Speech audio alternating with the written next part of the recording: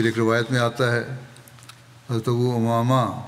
رضی اللہ تعالیٰ عنہ روایت کرتے ہیں کہ رسول اللہ صلی اللہ علیہ وسلم اس کثرت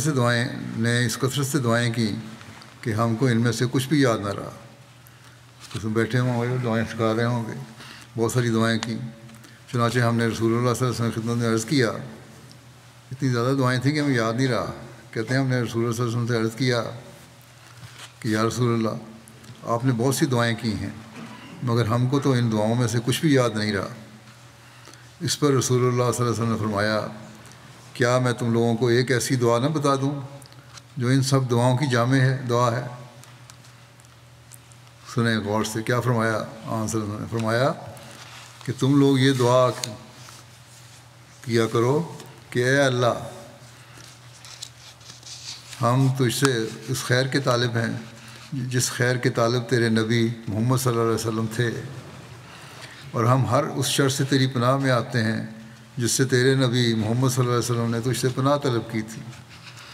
اور اصل مددگار تو ہی ہے، اور تجھی سے ہم دعائیں مانگتے ہیں، اور اللہ کی مدد کے بغیر نہ تو ہم نیکی کرنے کی طاقت پاتے ہیں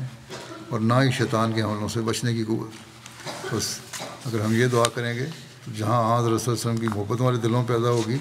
وہاں تمام جامع دعائیں ہمارے دل میں نکلنی شروع ہو جائیں گی. پھر بخشش اور مغفرت کی ایک دعا ہے.